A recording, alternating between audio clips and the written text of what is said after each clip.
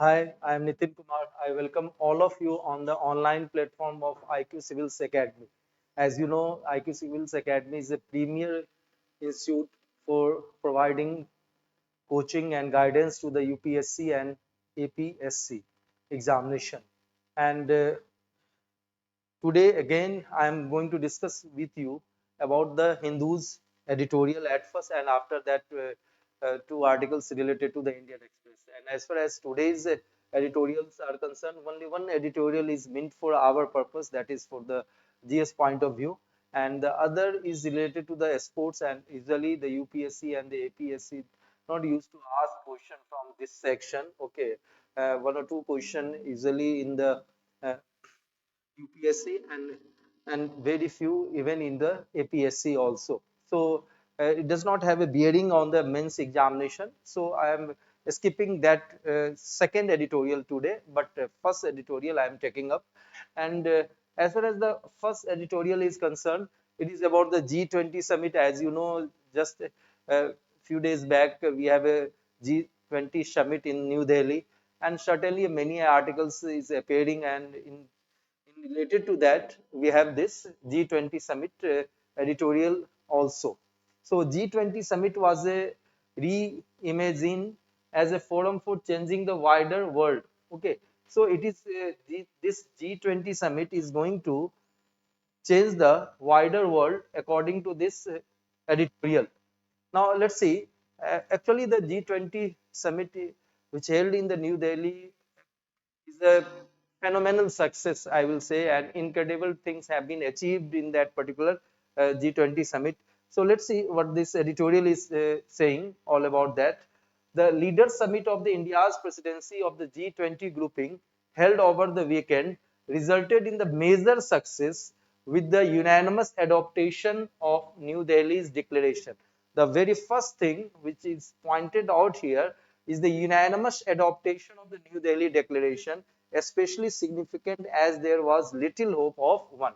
तो ये कहा जा रहा है कि भाई जो यूनानिमस या एक मत से जो कुछ भी न्यू दिल्ली डिक्लेरेशन की गई ना, उसकी होप कम की जा रही थी. There was a little hope, but still we were able to achieve that. That is the phenomenal success. Experts, diplomats, and officials have downplayed expectation of the India's negotiators being able to pull off what the few have achieved thus far: a detente between the Western G7 EU axis and the Russia-China combined over the issue of the Ukraine war. So some of the international relations experts, diplomats, officials of the other countries or the other blocs used to downplays India's ability to go for the negotiation and having a unanimous declaration. Okay, it was a far dream there in accordance with those experts and diplomats. तो इनके हिसाब से देखें तो ये क्या था, बड़ा मुश्किल सा काम था. लेकिन अब देखो एक डिटेंटी वर्ड यहाँ पर यूज किया जा रहा है. This word is of French origin, and try to understand this word, what does it mean. देखो जब दो देशों के बीच में या दो ब्लॉक्स के बीच में कुछ युद्ध जैसे हालात हो, वॉरलाइक सिचुएशन हो, और उसके बाद फिर पीस प्रिवेल करे ना, तो that is known as a detente. तो कहा जा रहा है कि अब 2022 से जो रसिया और यूक्रेन की वॉर शुरू हुई है, अब 2023 आते आते और G20 के अंदर ये हो पाया कि एक तरफ तो वेस्टर्न ब्लॉक थे which is led by the G7 and EU axis, and on the other hand we have a Russia China combination.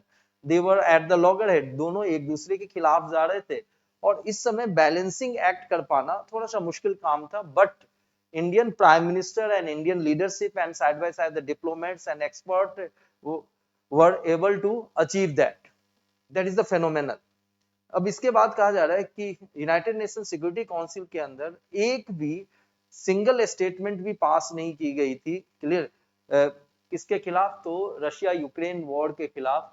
क्यों? क्योंकि यहाँ पर वीटो कर दिया गया था कंट्रीज के द्वारा, और खास करके रसिया के द्वारा. तो यूएनएससी में ऐसा कुछ भी पास नहीं हो पाया था.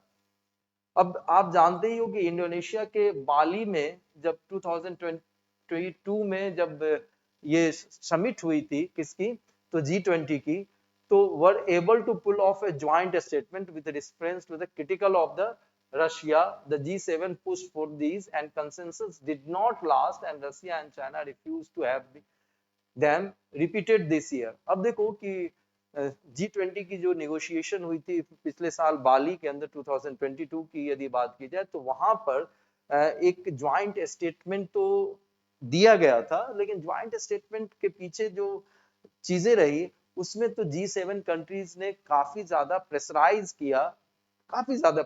किया, और इसके कारण से जो कहीं ना कहीं रसिया का जो रोल है रसिया यूक्रेन वॉर के अंदर उसको क्रिटिसाइज किया गया। क्लियर।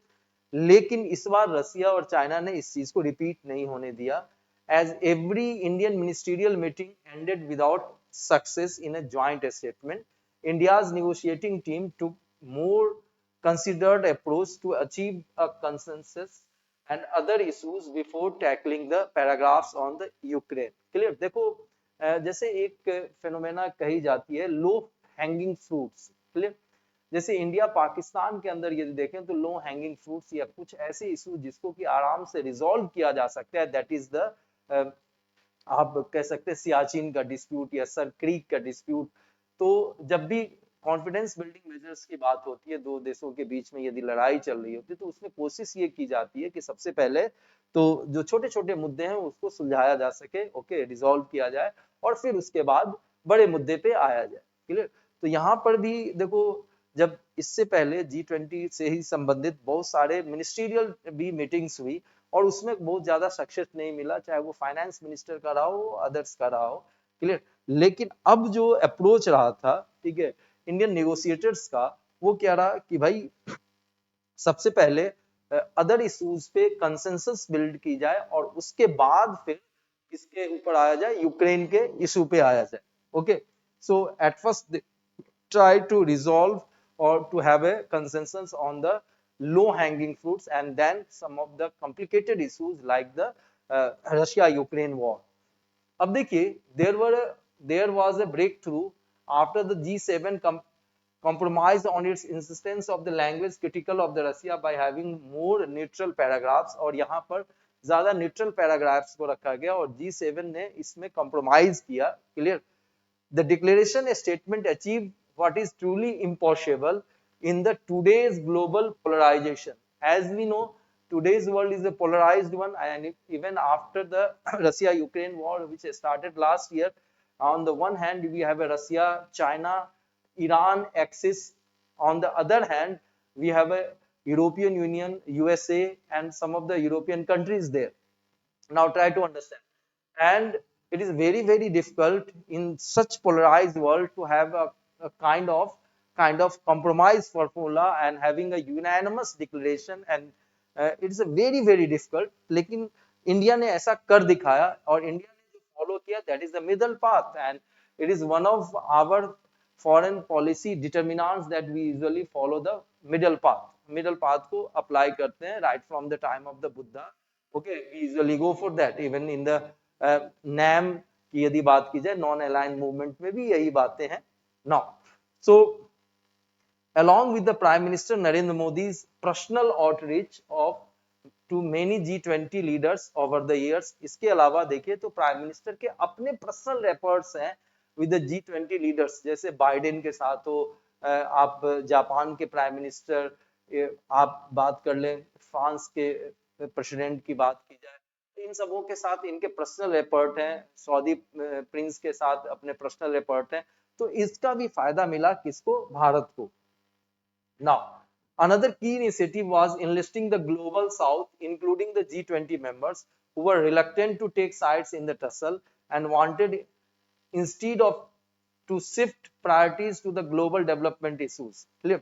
अब देखो G20 के अंदर जो ये G7 या यूरोपियन कंट्रीज की यदि बात की जाए, they were looking for prioritizing the global development issues rather than having the global south actually represented by the African Union, which is a organization of 55 countries there, तो उसको शामिल किया जाना भी अपने आप में एक फेनोमेनल सक्सेस कहा जा सकता है।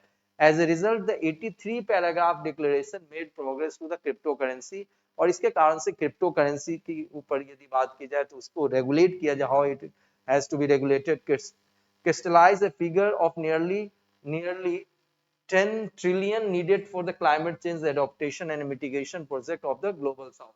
और ग्लोबल साउथ के लिए वहां पर यदि क्लाइमेट चेंज को रोकना है और जो CO2 के इमिशन के कारण से जो कुछ भी ग्रीन हाउस गैस के इमिशन के कारण से जो कुछ भी परेशानियां उसको कम करना है, तो इसके लिए 10 ट्रिलियन US डॉलर की जरूरत पड़ेगी। और इसके ऊपर भी ये फिगर अब क्या हो चुका है, क्रिस्टल क्लियर हो चुका है, ठीक है। लेकिन इसमें ये बात की जा रही है कि फेज आउट किया जाएगा, यानी कि धीरे धीरे फॉसिल फ्यूल से किसी और चीज पे ले जाने की बात की जाएगी, रिन्यूएबल एनर्जी के ऊपर। लेकिन ये कब तक होगा, what is going to be the timeline, what is going to be the deadline, इस पे कोई बात नहीं हुई, ठीक है। तो कुछ पॉजिटिव्स हैं, ज्यादा पॉजिटिव्स हैं, and some of the things are still it is requirement to negotiate on that, उस पे नेगोशिएट करने की जरूरत होगी, ठीक है। There were several other initiatives too. The admission of the 55 members African Union has corrected the imbalance so far, only allowed the EU as a regional grouping in the G20. Clear? अब एक चीज आपसे ये समझो कि अभी G20 के अंदर, okay, just take the example, G20 के अंदर आप देखो, क्लियर, तो G20 के अंदर we have a India in the middle, okay. On the one hand we have a global south, clear. On the other hand we have a G7 EU, clear. अब ध्यान देना, और दूसरी तरफ चाइना, क्लियर, ईरान और Russia का nexus है, clear, axis है इसकी। तो इसकी बात अभी छोड़ दीजिए, इस पे मैं चर्चा कर चुका हूं, but try to understand as far as the G20 is concerned, they were heavily tilted towards the G7 and EU combined, clear. But once we have a global south represented by the African Union of the 55 countries, uh, this G20 is going to be the more balanced one. ये क्या हो जाएगा, ज्यादा balance हो जाएगा, clear. अब देखिए, the Global Biofuel Alliance was an important step towards more research and delivery of alternative energy sources for a world still dependent on the fossil fuel.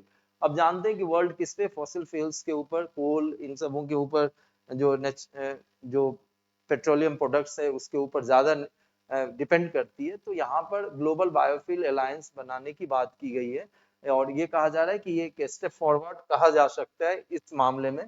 Now finally, India Middle East Europe corridor with the promise of the US investment has dazzling possibility, but details of its funding and execution still need to be drawn out. देखो, अब जहां तक बात की जाए तो from 2013 onwards, China is actually working on the BRI, that is the Belt and Road Initiative, which encompasses not only the Asia but the Middle East also, and besides that the Europe also and Africa also. So it has a road rail connectivity on the land, and beside that in the seas we have a water connectivity also. अब इसके against में, ठीक है, अभी USA की यदि बात की जाए, जापान की बात की जाए और ऑस्ट्रेलिया की बात की जाए, तो इन्होंने ब्लू डॉट नेटवर्क शुरुआत की थी, और जिसमें ये इन्होंने कहा था कि भाई देखो, चाइना यदि आपके देश में यदि कोई इन्वेस्टमेंट करता है तो वो इन्वेस्टमेंट कितना वायबल होगा, या क्या इसके कारण से डेट ट्रैप तो नहीं कर रहा है, उस चीज को हम सर्टिफाई करेंगे। बट लेकिन यहाँ पर ऑल्टरनेटिव फाइनेंस की बात नहीं कर रहे थे। इसके अलावा फिर जो इनिशिएटिव ली गई, दैट इज B3W, ठीक है, bring back the better world. ये सारी की सारी जो पूरी की पूरी जो फेनोमेना है, वो इसलिए कि काउंटर किया जा सके चाइना के BRI को, क्लियर। और इसके अलावा INSTC का नेटवर्क है, ठीक है, जो बनाने की बात की जा रही है।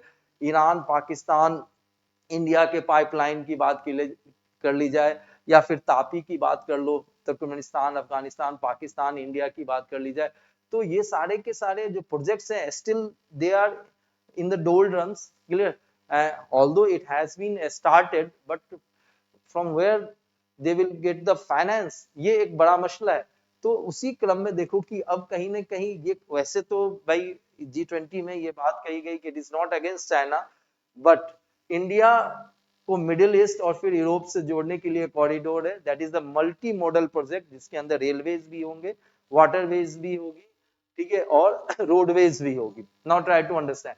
And certainly the US has promised to invest in that particular India, Middle East, Europe corridor, and but the details of the funding and the execution is still to be known. Okay, so it is in a embryonic stage, in the very initial phase there.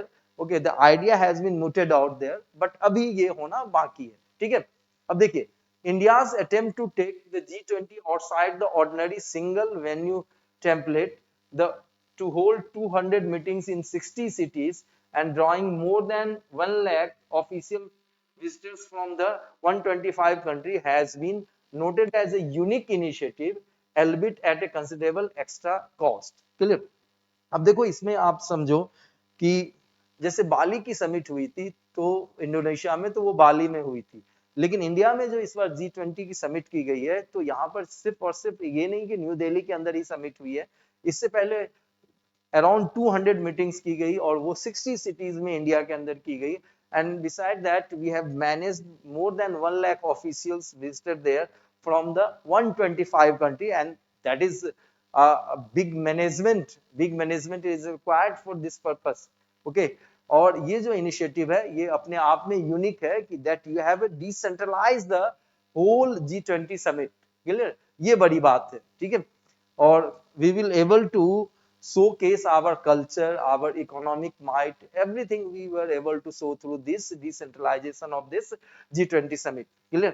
हाँ, ये कहा जा सकता है कि 4100 crore rupees इसके अंदर खर्च हुए, जो कि एक बड़ी बात है. ठीक है, एक्स्ट्रा कॉस्ट तो लगा लेकिन इसका फायदा हुआ है हमें. ठीक है, and it remains to be seen whether future G20 will find it is a viable example to follow. अब जो नेक्स्ट होने जा रहा है वो ब्राजील के अंदर होने जा रहा है, तो क्या ब्राजील भी ऐसे ही डिसेंट्रलाइज करेगा अपने पूरे के पूरे जो समिट को, जो नेक्स्ट ईयर और नवंबर के बाद उसके पास प्रेसिडेंसी जाने वाली है. तो समझे कि ये देखने लायक बात होगी. Above all, India G20 leaves an indelible mark in the attempts to popularize an organization seen till now as a staid and boring, and even bringing world leaders to a high table where a arcane subjects are discuss. तो कहा जा रहा है कि Bharat G20 जैसे organisation को भी popularise करने में काफी हद तक क्या हुआ है, सफल रहा है. ठीक है, और जहां पर अधिकतर क्या होती थी, बोरिंग बातें होती थी हाई टेबल पे जहां पर राष्ट्राध्यक्ष हुआ करते थे. क्लियर? नाउ अब बात ये समझने की जरूरत है कि भारत ने ये भी कहा है, even our prime minister said that at the time of the closing ceremony, once he was addressing the leaders of the world. Clear? तो उसमें इन्होंने ये कहा कि देखिए again in November we will go for the virtual summit and we will take a stock of the situation, what progress we have made in these 2-3 months there. ठीक है, तो ये अपने आप में बड़ी बात है कि आप स्क्रूटनाइज भी करोगे कि क्या रियल चेंज हो पाया है. ठीक है, and without bringing real change to the lives of the wider global population. अब तक क्या होता था कि G20 की समिट क्या होती थी, एक सेरेमोनियल ज्यादा होती थी और बहुत ज्यादा इसमें फर्क नहीं पड़ता था वर्ल्ड पॉपुलेशन के अंदर. और साथ में इन्होंने नवंबर में कहा है कि फिर से एक वर्चुअल मीटिंग होगी और we will scrutinize the implementation of whatever decision has been taken. Clear? So ये जो वीकेंड रहा है, कह सकते हैं कि इंडियाज G20 मोमेंट के रूप में और एक बड़ी सफलता के रूप में इसको दिखलाया गया. ठीक है, ओके. अब देखिए ये इंडियन एक्सप्रेस की आर्टिकल है जो कि इसी से रिलेटेड है. ठीक है, और थोड़े से डेप्थ में और चलते हैं. ठीक है, ऑनगोइंग स्टडी क्या है, आप जान ही रहे हो कि समिट संडे को खत्म होती है और कंसेंसस हुआ है डिक्लेरेशन के ऊपर, और stage for the diplomatic and the political conversation on the Russia Ukraine conflict. Clear? तो इससे एक फायदा ये हो सकता है कि tone was or the pace was set here in the New Delhi, and later on it can lead to a solution of the Ukraine Russia war. ठीक है, देखने लायक बात होगी. ठीक है, एक टोन तो सेटअप हो ही चुका है. और जैसा कि मैंने बताया कि वेस्ट लेड G7 ग्रुपिंग है और दूसरी, और जो कि यूक्रेन को बैकअप दे रही है, और दूसरी तरफ रशिया है. जिसको कि बीजिंग का सपोर्ट मिला हुआ है। और बीजिंग क्या कह रही है that as per as the Beijing and the Moscow relations are concern, that is between the China and Russia, it's a no limit friendship, मतलब हमारी दोस्ती बीच में कोई सीमाएं नहीं है। तो आपको ये देखना पड़ेगा, जैसा कि हमने अभी डिस्कस भी किया कि ये न्यू दिल्ली में डिक्लेरेशन क्या हुआ, बारी बारी से इसके ऊपर और भी चर्चा कर रहे हैं, ठीक है। An illustrative line in the New Delhi Declaration is about threat or use of force to seek territorial acquisition against the territorial integrity and sovereignty or the political dependence sorry independence of any state। तो इसमें जो एक line Delhi declaration के अंदर है, और इसको समझिए, ये बिल्कुल न्यूट्रल सा लाइन है, समझना।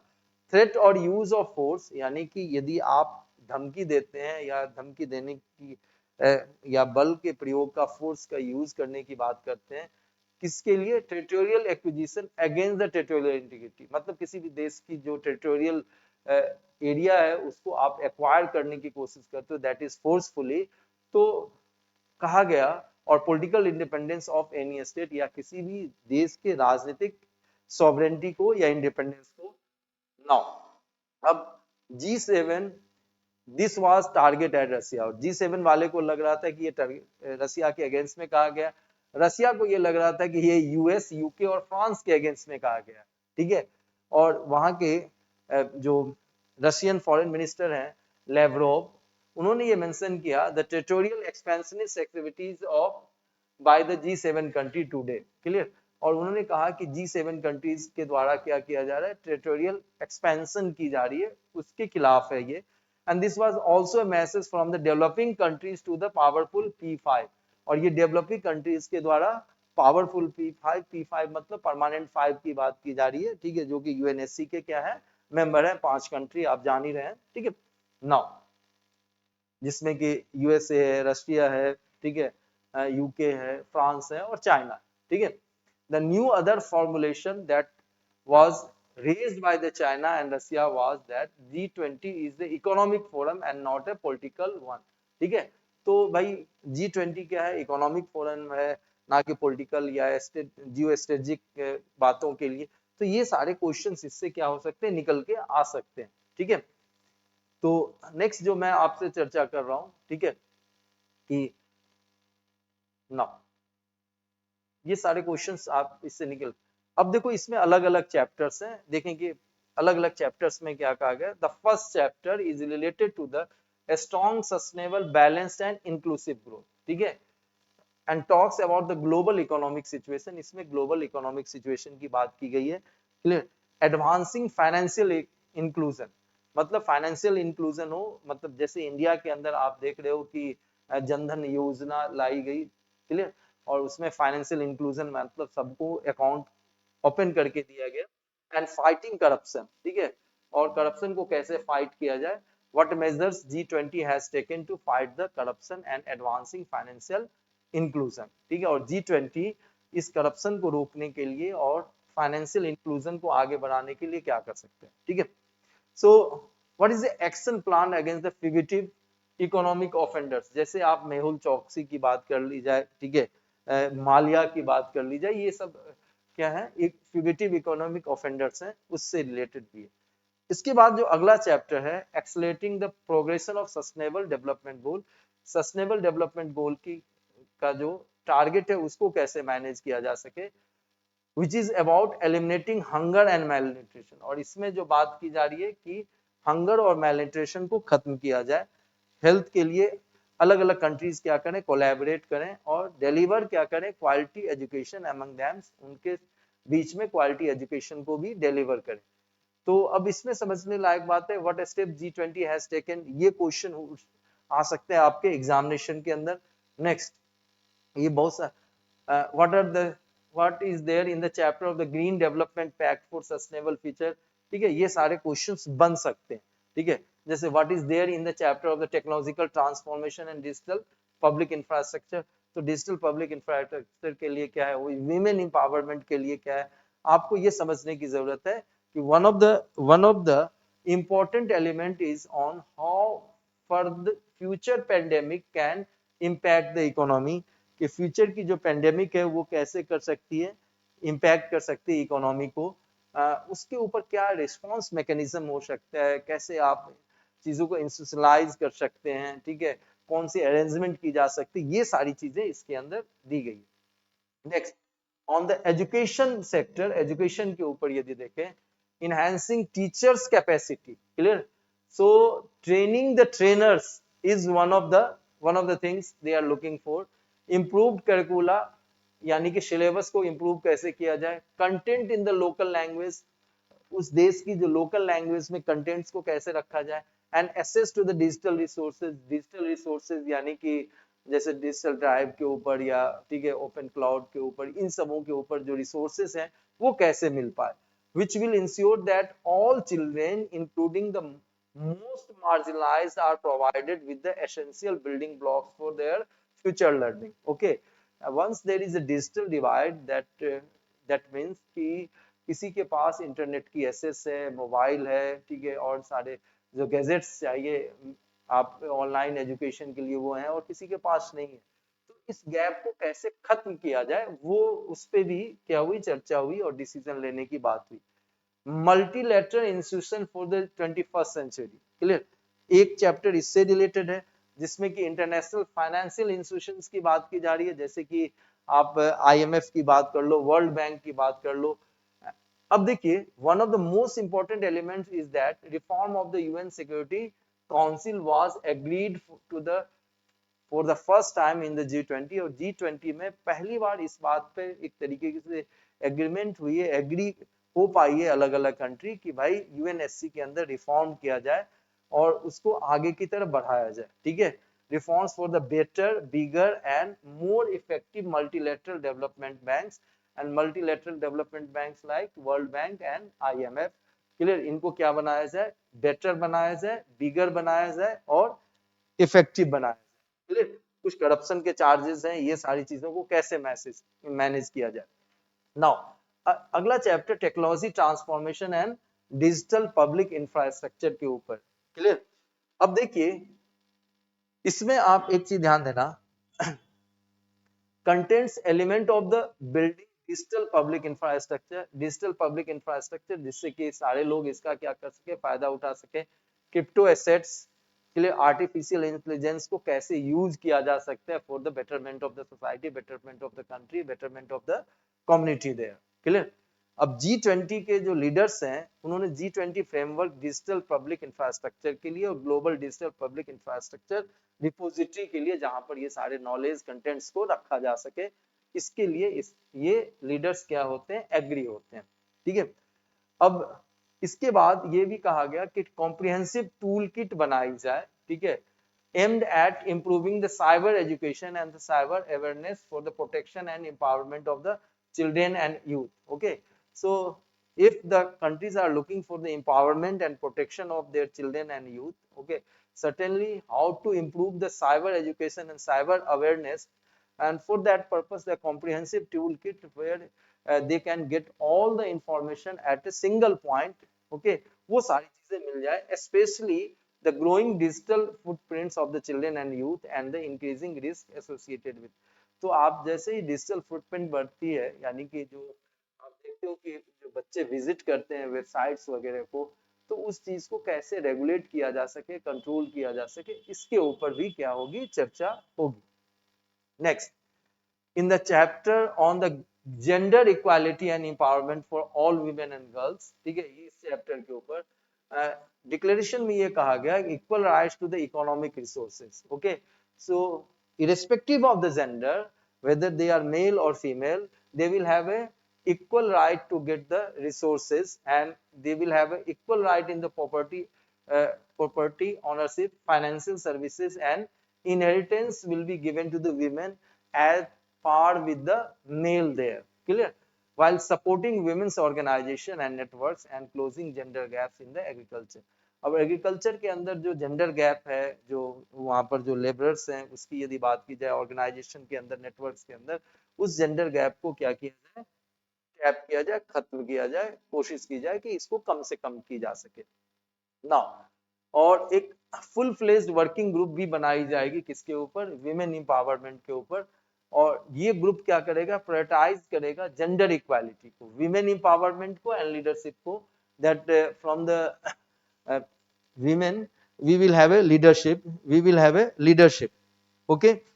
So and bring the convergence across sector at all levels, ठीक है, और कन्वर्जेंस हो अक्रॉस ऑल सेक्टर, यानी कि सारे के सारे सेक्टर्स को एक साथ मिलाया जाए और वहां पर कनेक्टिविटी हो किसकी, तो फीमेल की, और फीमेल के जो जेंडर की यदि बात की जाए तो उनके लीडर्स सामने निकल के आए, ये बात होगी इसके अंदर। नाउ अब टेररिज्म के ऊपर और मनी लॉन्ड्रिंग के ऊपर ये कहा गया कि strong condemnation of terrorism in all forms and manifestation, चाहे किसी भी रूप में हो, किसी भी तरीके से दिखे, टेररिज्म को क्या किया गया, नकार दिया गया। यहाँ पर जैसे पाकिस्तान कहती है कि बैड टेररिज्म और गुड टेररिज्म, उसकी बात नहीं होगी, ठीक है, ध्यान देना। और टेररिज्म टेररिज्म है, जैसा कि इंडिया का स्टैंड रहा है हमेशा की तरह, ठीक है। And positive message towards the international peace and security, और अंतरराष्ट्रीय शांति और सुरक्षा के लिए क्या है, मैसेज दिया गया। अगला और लास्ट चैप्टर जो है, that is creating a more inclusive world, has two elements. इसमें creating a more inclusive world मतलब समावेशी क्या हो, विश्व हो, ठीक है, इंक्लूसिव वर्ल्ड हो, तो इसके अंदर दो बातें रखेगी। पहला, G20 की जो प्रेसिडेंसी है इंडिया की, pave the way for the African union permanent membership of the G20, मतलब एयू को, अफ्रीकन यूनियन को परमानेंट मेंबरशिप हो चुकी है, और अब आप देख लेना कि G20 become G21, clear. And इसके कारण से क्या होगा, G20 और भी इंक्लूसिव हो जाएगी, बैलेंस्ड होगी, जैसा कि हमने पहले भी चर्चा की। Deepening cooperation with the Africa, और अफ्रीका के साथ हमारी जो कोऑपरेशन है G20 की कंट्री की, वहां पर इन्वेस्टमेंट की बात हो, वहां पर रिसोर्सेज की हार्नेसिंग की बात हो, एम्प्लॉयमेंट जनरेट करने की बात हो, डिजिटलाइजेशन की बात हो, ये सारा कुछ क्या हो पाएगा इंफ्रास्ट्रक्चर डेवलपमेंट, और whatever be the aspiration of the African country, certainly it is going to be fulfilled, okay. And the second one is the commitment to promote respect for the religious and the cultural diversity, okay. So cultural diversity को care किया जा सके, और religious diversity को, और किसी भी तरह का यदि रिलीजियस हैट्रेड है, including the religious symbols and the holy books, clear, क्योंकि होली बुक्स को कभी जला दिया जाता, ठीक है, जैसे अभी आप देखो कि जो क्रिश्चियन की जो होली बुक है, बाइबल को जला दिया गया पाकिस्तान के अंदर, कहीं फ्रांस में तो आपने देखा कि कुरान को जला दिया गया, ठीक है, कहीं पे पाकिस्तान में आपने देखा हिंदू टेंपल के अंदर वैंडलिज्म की गई, तोड़फोड़ की गई, तो ये सारी चीजें रोकी जाए, ये भी बात की गई इसके अंदर, clear. Now there was a recognition of all engagement groups and initiative of the G20। अब देखो बहुत सारे इंगेजमेंट ग्रुप थे, जैसे बिजनेस 20, ठीक है, सोसाइटी से संबंधित SAI 20, startup 20, T20, UW20, youth 20, ऐसे बहुत सारे इनिशिएटिव थे। और इन इनिशिएटिव्स के थ्रू क्या किया गया, कहीं ना कहीं कोशिश की गई कि अलग अलग सेक्टर्स की बातों को, उसके एस्पिरेशंस को, उसके चैलेंजेस को और उसके सोल्यूशन को रखा जाए, and ultimately that was incorporated into the Delhi Declaration, okay, and that was one of the phenomenal success, okay, and by conducting 200 meetings, जैसा कि मैंने बताया कि 200 मीटिंग हुई, 60 शहरों में हुई, क्लियर। न्यू दिल्ली ने एक नया टेम्पलेट दिया है, क्लियर, और बार को रेज कर दिया, standard has been raised and the bar has been raised by the New Delhi of taking G20 to the people instead of centralizing the summit at a single place, okay, it has been decentralized as far as the meeting is concerned, okay, और अलग अलग जो ministerial level पे अलग अलग शहरों में ये की गई, clear. And this is known as a democratization of diplomacy, is a key takeaway from the successful exercise. और हमने डिप्लोमेसी को क्या किया, डेमोक्रेटाइज कर दिया, डिसेंट्रलाइज कर दिया, that is the beauty of this G20's presidency of India, okay, and it was a phenomenal success, clear। चलिए, तो G20 के ऊपर आपने देखा कि हमने एक इन डेप्थ एनालिसिस की, ठीक है।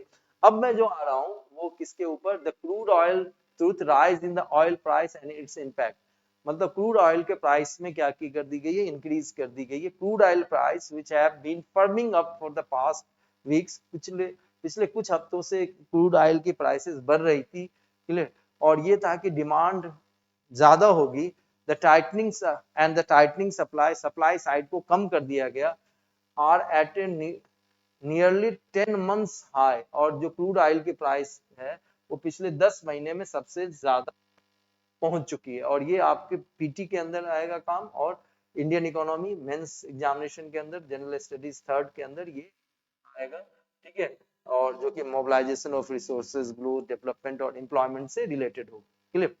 अब देखिए ट्यूसडे की बात है, global benchmark Brent crude oil, ठीक है, Brent crude oil breach the 90 per barrel mark, 90 US dollar per barrel mark से आगे चली गई है, और जो कि 2023 में पहली बार हुआ है। और ऐसा इसके आसपास तो हॉवर कर ही रही थी, इसके आसपास ही थी। और जो लेटेस्ट अपटिक हुआ है, मतलब तेजी जो आई है कीमतों के अंदर, after the major oil producer Saudi Arabia and Russia surprise the world by announcing an extension of their voluntary supply cuts. इन दोनों देश ने क्या किया था, सप्लाई साइड को कम कर दिया था, कट कर दिया था, और इस चीज को एक्सटेंड कर दिया गया है 2023 के एंड तक, ठीक है। और इसमें जो कट हो रही है ये आप समझना, it is 1.3 million barrels per day का कट किया गया, यानी कि सप्लाई साइड जैसे ही कम होगी तो फिर क्या होगी, उसकी कीमतें बढ़ेगी क्रूड ऑयल की। अब देखिए आगे क्या कहा जा रहा है कि while markets has anticipated that the two countries would extend the cuts to the October, के लिए मार्केट को ये लगा था कि अक्टूबर तक ही जाएगी, ठीक है, और had more or less factor that in extension दिसंबर तक जो कर दी गई है वो थोड़ी सी सरप्राइज की बात है। लेकिन ये दो देश है, सऊदी अरेबिया और रशिया की यदि बात की जाए, are leading the cartel of the major oil producing nation. तो जितने भी ऑयल प्रोड्यूसिंग नेशंस के ग्रुप हैं उसको लीड करने में किसका कौन आगे है, रशिया और सऊदी अरेबिया। और उसके द्वारा यदि ये आप देखिए कि सप्लाई साइड को कम किया जा रहा है तो फिर इसका इफेक्ट तो पड़ना ही पड़ना है, ठीक है, through out the world. Okay, तो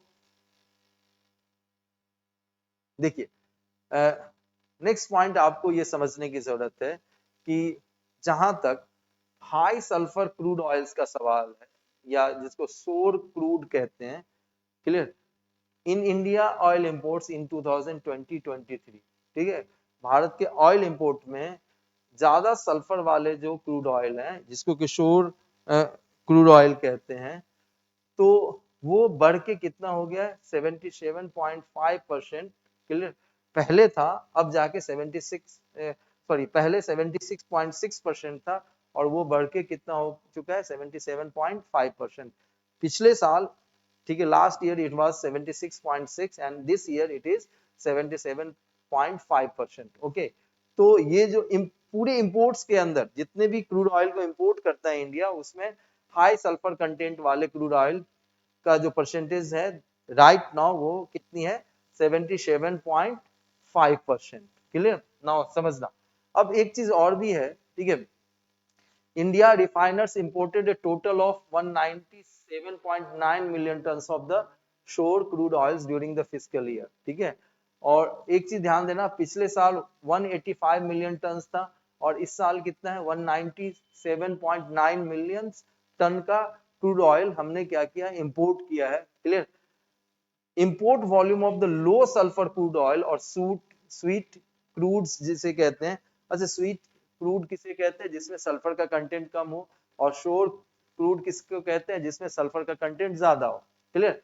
अच्छा अब एक चीज देखिए कि जो कम सल्फर कंटेंट वाले जो हैं, ठीक है, उसमें थोड़ी सी ही इंक्रीज हुई है, ठीक है, to the 57.3 million ton in the 2020-23, जो कि पहले कितना था, 56.7 मिलियन टन हुआ करता था 2021-22 में, क्लियर। लेकिन दूसरी तरफ हाई सल्फर कंटेंट या शोर क्रूड, ये टर्मिनोलॉजी याद रखना आप सभी लोग, ठीक है, इसकी यदि बात की जाए तो इसको रिफाइन करने का तरीका जो होता है, it's used to be very very complex, clear, and relatively more cost intensive, मतलब इसको, इस टेक्नोलॉजी को यूज करने के लिए और इसकी रिफाइनिंग के लिए आपको ज्यादा क्या लगाने पड़ते हैं, पैसे लगाने पड़ते हैं। Clear?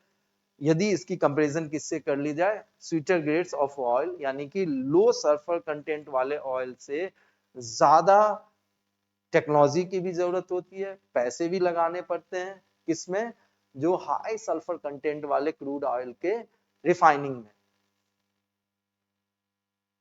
Now however shore crude are usually cheaper than the sweet crudes. Clear?